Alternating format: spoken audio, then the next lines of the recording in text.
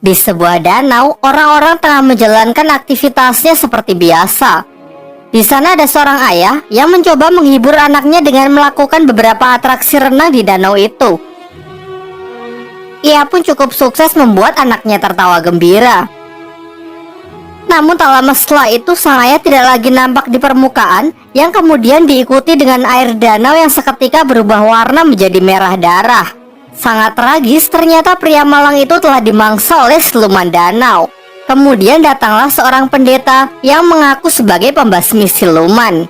Sebut saja Boy. Dengan ritual-ritual yang Boy lakukan, ia berhasil membunuh seekor ikan pari raksasa, di mana ia mengeklaim bahwa makhluk itulah yang selama ini menjadi monster danau.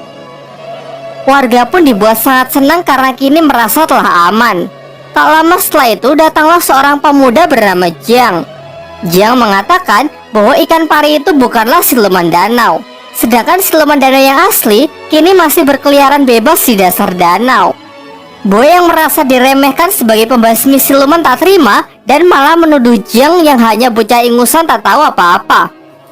Kemudian Jiang malah diikat agar tidak banyak bicara.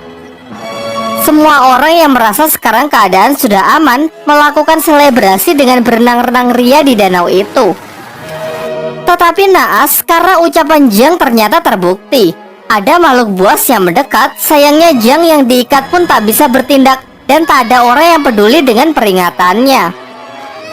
Alhasil korban pun bertambah, sementara sisanya yang sangat ketakutan berusaha kembali ke darat. Namun ternyata darat juga bukan tempat yang aman karena siluman itu bisa menjulurkan lidahnya untuk menarik mangsa. Cara terakhir yang bisa Jiang lakukan adalah menyuruh semua orang agar tidak panik dan tetap di tempatnya. Terbukti hal ini cukup efektif, tetapi kemudian seorang anak mengacaukannya karena ketakutan berlari mencari ibunya.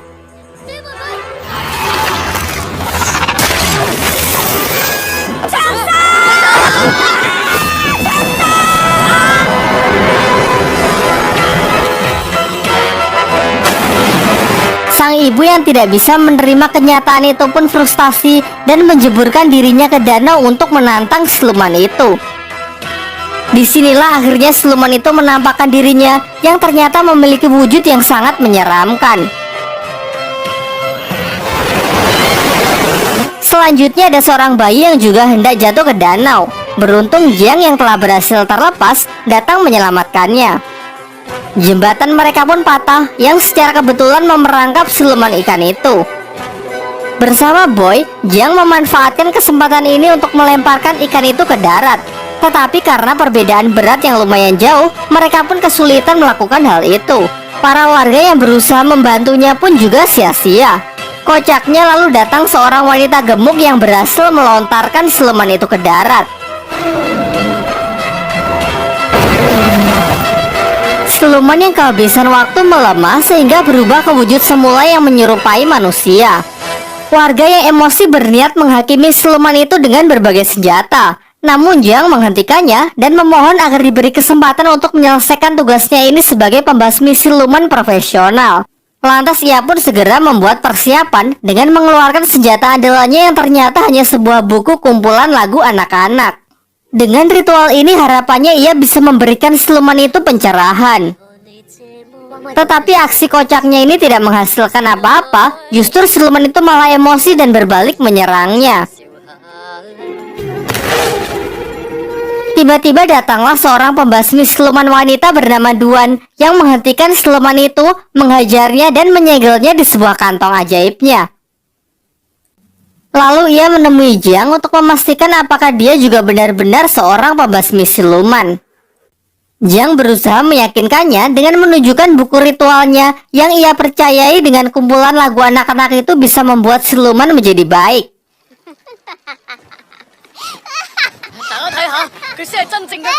Jiang yang merasa sedih dan kecewa pergi menemui gurunya untuk menceritakan kegagalannya hari ini. Sang guru lalu menjelaskan bahwa siluman sungai yang baru saja ia hadapi dulunya adalah seorang manusia yang baik. Pada suatu hari ia menyelamatkan seorang anak di sungai, tetapi warga salah sangka dengan mengiranya adalah seorang penculik. Lantas mereka pun membunuhnya dan membuang jasadnya ke sungai sebagai makanan ikan. Tumbuh kebencian yang sangat besar di dalam jiwanya sehingga ia berubah menjadi siluman untuk menuntut balas. Di sini Jiang mulai ragu dengan kemanjuran buku lagu anak yang diajarkan oleh gurunya itu. Bukankah lebih efektif jika ia membasmi siluman itu seperti pembasmi siluman yang lain? Sang guru lalu menjawabnya bahwa membunuh bukanlah cara yang baik. Menghilangkan sifat jahat dan memelihara kebaikan adalah cara terbaik yang bisa dilakukan. Lalu ia juga kembali menyemangati Jiang yang terlihat telah frustasi. Di tempat lain, dua orang remaja datang ke sebuah restoran di tengah hutan. Di sana mereka disambut ramah oleh pelayan yang menunjukkan menu makanan, yaitu puluhan daging babi panggang. Sebagai langkah akhir, si pelayan mempertemukan mereka dengan bosnya, seorang pria glowing yang mempesona. Sampai pria itu membuka mulutnya yang ternyata sangat mengerikan. Mencoba melarikan diri, di sana mereka baru sadar kalau ternyata puluhan babi panggang itu perutnya berisi jasad manusia. Beberapa lama setelahnya, Jiang juga mendatangi restoran itu. Di dalam, ia melihat para pengunjung lain yang sangat menikmati makanannya. Namun bagaimanapun juga ia ini adalah seorang pembasmi siluman. Dengan mata batinnya, ia dapat melihat mayat-mayat yang berserakan di tempat itu. Ketika ditunjukkan menu babi panggang, dengan jelas ia melihat perut-perut babi itu dipenuhi oleh daging manusia. Kemudian Jiang memberitahu pelayan itu kalau dia ini adalah pembasmi siluman. Sampai pada akhirnya Jiang mengakhiri sandiwara itu dengan memukulnya. Tetapi nyatanya ia belum cukup kuat untuk bisa mengalahkannya. Beruntung Duang, si pembasmi siluman wanita sebelumnya datang untuk mengambil alih pertarungan. Dengan mudah ia dapat menghajar siluman-siluman itu dengan sangat brutal. Meskipun kalah jumlah, ia jauh lebih unggul dengan menggunakan gelang-gelangnya sebagai senjata untuk menghancurkan para siluman itu. Ternyata siluman-siluman itu hanyalah pemanasan. Sekarang tibalah akhirnya ia berhadapan dengan sang bos yang mampu mengimbanginya. Beberapa kali terkena serangan membuat siluman itu menampakkan wujud aslinya, yang ternyata adalah jelmaan dari siluman babi hutan. Siluman ini pun tak mau kalah, ia pun mengeluarkan senjata andalannya yang mampu melukai Duan. Begitu ada kesempatan, Duan langsung menyuruh Jiang untuk membantunya dengan mencium siluman babi itu. Awalnya Jiang menolak karena melihat siluman itu memiliki wajah yang sangat mengerikan. Sampai secara tak sengaja ia melakukannya, yang membuat siluman babi itu tersedot di dalam dirinya. Duan kemudian menciumnya, sehingga siluman ini kini beralih di tubuh Duan. Terakhir ia memasukkan siluman itu ke kantong ajaibnya. Namun sayangnya siluman itu sangat kuat, sehingga kantong andalannya itu pun hancur dibuatnya.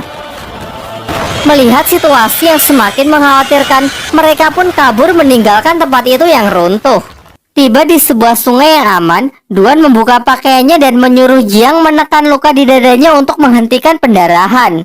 Jiang yang memiliki cita-cita menjadi biksu pada awalnya menolaknya. Namun karena ini mendesak, ia pun dengan terpaksa melakukannya. Namun ternyata Duan memiliki perasaan yang lebih kepada Jiang, sehingga kini ia meminta Jiang untuk menciumnya. Tak ingin khilaf, Jiang pun menolak dan segera meninggalkan tempat itu. Besoknya Jiang kembali menemui gurunya. Sang guru menceritakan mengenai kisah dari siluman babi yang dihadapi Jiang. Siluman ini dulu adalah seorang pria baik hati bernama Gong. Tetapi semasa hidupnya, ia diperlakukan diskriminatif karena memiliki wajah yang sangat jelek seperti babi. Meskipun begitu, Gong berhasil menikahi wanita yang amat ia cintai. Sayangnya sang istri malah berselingkuh dengan seorang pria tampan. Dan ketika ia mempergoki istrinya itulah, ia kemudian dibunuh menggunakan garpu tanah bermata 9. Karena kebencian yang sangat besar tumbuh di dalam jiwanya, Gong pun bangkit menjadi siluman dan bersumpah akan membunuh siapapun yang ia temui. Setelah mengetahui hal itu, Jiang meminta gurunya untuk membantu dalam mengalahkan siluman babi yang sangat kuat itu. Tetapi sang guru menolak dengan alasan masih sibuk bekerja. Ia kemudian menyarankan kepada Jiang agar meminta bantuan kepada Sun Wukong, sang kera sakti yang kini dikurung di bawah Gunung 5 Jari selama 500 tahun oleh sang Buddha Agung karena kesalahannya menentang aturan langit. Sebelum pergi, sang guru berpesan supaya Jiang berhati-hati karena Sun Wukong ini sangat sakti dan memiliki banyak akal licik. Tak lupa ia juga memberikan buku lagu anak untuk menghilangkan kebencian di dalam hati Wukong. Singkat cerita, Jiang berangkat dengan melintasi suatu hutan, tetapi di sana ia malah terperangkap oleh sebuah jebakan. Kemudian datanglah kereta pemilik jebakan itu. Mereka adalah sekelompok orang yang mengaku dari barat yang bertugas membunuh siluman sekaligus membunuh pembasmi siluman. Di dalam kereta itu juga keluar beberapa orang lagi yang menjadi tawanan dari geng ini. Geng ini lalu menginterogasi mereka satu-satu, dan jika ada yang terbukti terdapat pembasmi siluman, maka akan segera mereka eksekusi. Jiang yang ketakutan pun mulai ragu untuk mengakui profesinya. Tetapi kemudian Duan mendekat dan mengatakan kalau mereka ini adalah suami istri yang sedang bertengkar. Jiang mencarinya ke hutan dan secara tak sengaja ia malah terperangkap. Demi untuk membuktikan hal itu, geng tersebut meminta mereka agar melakukan hubungan suami istri. Berbeda dari Duan yang sangat bersemangat, Jiang menolak karena ia adalah seorang biksu. Akhirnya karena tak ada pilihan lain, Jiang pun nyaris bersedia. Sampai ia menemukan sebuah fakta kalau ternyata senjata yang tertancap di tangan Duan hanyalah sebuah mainan. Dari sini pun terungkap bahwa ini adalah sandiwara dari Duan yang sangat mencintai Jiang. Secara terang-terangan ia ingin menikahinya, memiliki seorang anak dan hidup bahagia.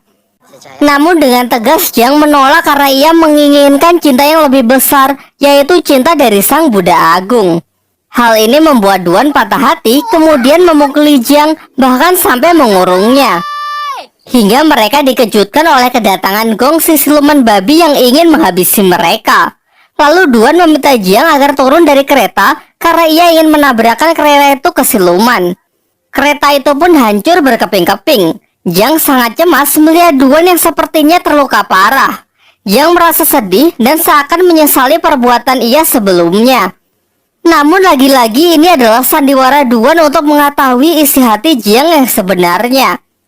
Gong yang terpental ternyata tak terluka sedikit pun dan siap melancarkan serangannya lagi. Beruntung datang seorang kesatria tangguh yang memiliki kekuatan hewan buas. Ia berhasil menandingi Gong yang membuat Gong ingin melarikan diri.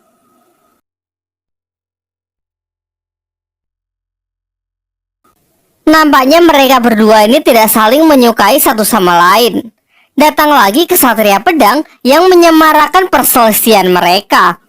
Meskipun ketiganya adalah pembasmi siluman yang sangat sakti, tetapi mereka memiliki sikap sombong yang hanya mementingkan popularitas semata.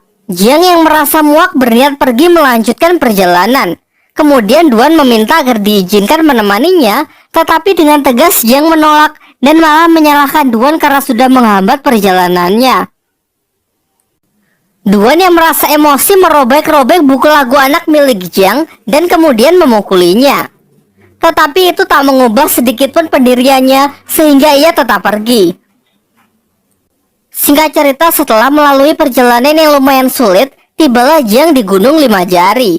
Ia sangat yakin karena di sana terdapat patung Buddha Agung yang seperti dijelaskan oleh gurunya. Lalu dengan susah payah ia pun memanjat tebing yang curam itu hingga tiba di puncak, suatu tempat indah yang dipenuhi oleh bunga teratai. Dari sekian banyaknya bunga, hanya satu yang memiliki warna berbeda dan dugaannya tepat bahwa ternyata itu adalah tempat di mana Sun Wukong dikurung. Berbeda dengan apa yang digambarkan gurunya, di sini Wukong bersikap sangat ramah kepada Jiang. Ia mengatakan kalau kebencian di dalam hatinya sudah lama hilang dan hanya menyisakan kebaikan dan keindahan. Lalu dengan senang hati ia ingin membantu Jiang dalam menjinakkan siluman babi. Ia menyuruh Jiang untuk mengambil sebuah jimat di tempat itu yang dikenal sebagai mantra api suci. Dengan benda itu, ia dapat menjinakkan siluman babi. Tetapi ternyata Jiang tidak mudah untuk ditipu. Ia menyadari kalau jimat itu adalah sebuah mantra yang digunakan oleh Sang Buddha untuk menyegel Wukong. Seketika sifat Wukong pun berubah 180 derajat yang memperlihatkan sifat aslinya sebagai siluman yang sangat berbahaya. Tetapi sepertinya Wukong memiliki mental illness. Secara paksa, ia mencoba keluar dari tempat itu yang membuat dirinya terkena siksaan cambuk dari kekuatan Sang Buddha. Jiang lalu menasihatinya jika Wukong bersedia membantunya untuk menjinakkan siluman babi, maka dengan sendirinya kebaikan akan tumbuh di dalam jiwanya sehingga suatu saat ia bisa keluar dari tempat ini. Awalnya Wukong menolak, tetapi ia berubah pikiran setelah Jiang memberinya sebuah pisang. Wukong lalu menjelaskan bahwa siluman babi ini sangat menyukai pesona wanita yang menari di bawah sinar rembulan. Dengan cara itu, ia bisa memancing siluman babi ke tempat ini. Tetapi masalahnya di sini tak ada wanita.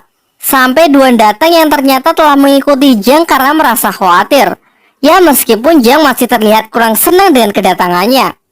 Tidak punya pilihan lain, Duan yang tidak bisa menari pun diajari beberapa gerakan oleh Wukong. Singkat cerita, di bawah cahaya rembulan Duan menari sembari diiringi musik oleh Jiang. Dari sinilah akhirnya Jiang menyadari bahwa Duan tidak seburuk yang ia pikirkan dan sedikit menyesali perkataan kasarnya sebelumnya. Akhirnya siluman babi itu pun terpancing untuk datang ke tempat itu. Wukong lalu memanggilnya untuk masuk ke dalam lubang dan dengan sihirnya ia berhasil mengubah wujud siluman babi itu menjadi babi kecil yang menggemaskan. Kini dengan mudah Duan pun bisa memasukkan siluman itu ke dalam kantong ajaibnya. Setelah semua itu usai, Duan kembali mengungkapkan perasaannya kepada Jiang. Ia memberikan cincin kepada Jiang sebagai bukti perasaannya. Namun sayangnya Jiang yang masih berharap menjadi biksu bersikeras menolaknya, bahkan sampai berniat menghancurkan jarinya sendiri. Duan yang merasa sangat patah hati akhirnya pun sadar bahwa cintanya memang bertepuk sebelah tangan dan kini ia tidak akan berharap lagi.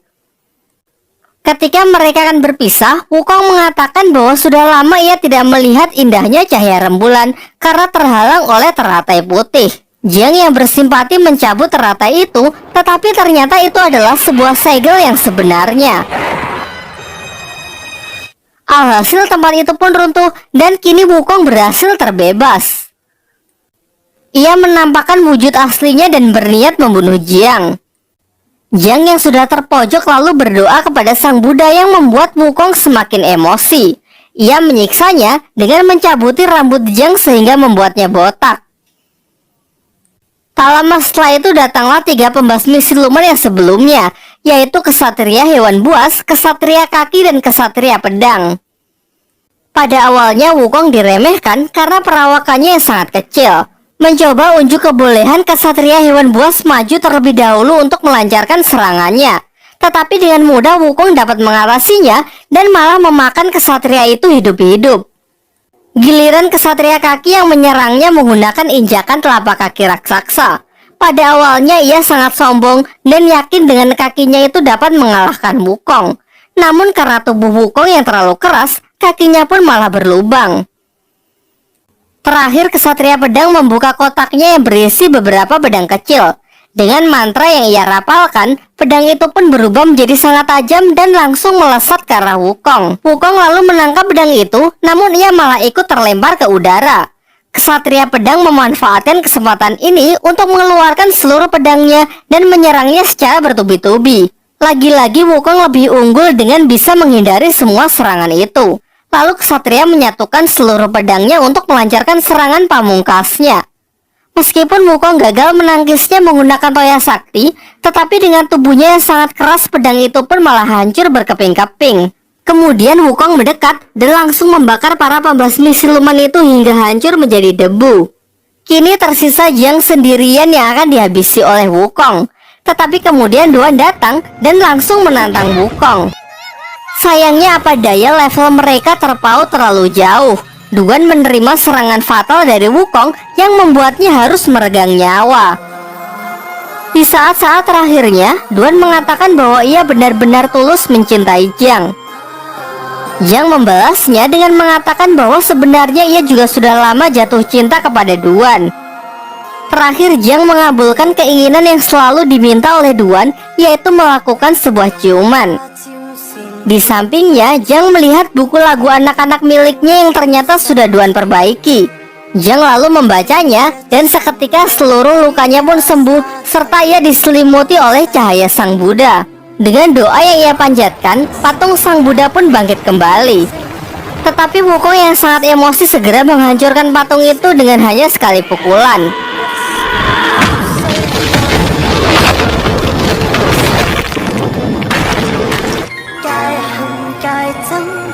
Tidak berhenti sampai di sana, di angkasa sang Buddha Agung muncul dan menyerang Wukong dengan jurus tapak Budanya. Wukong mencoba menahan sekuat tenaga hingga berubah ke wujud kera raksasanya. Tetapi nampaknya meskipun ia keras sakti, sangat mustahil menahan serangan sekuat itu.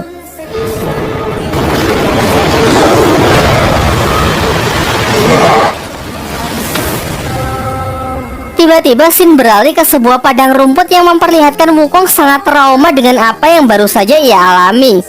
Kemudian Jiang datang untuk menenangkannya sekaligus mengangkatnya sebagai murid. Serta ia memberikan gelang peninggalan Duan yang ia rubah menjadi sebuah mahkota.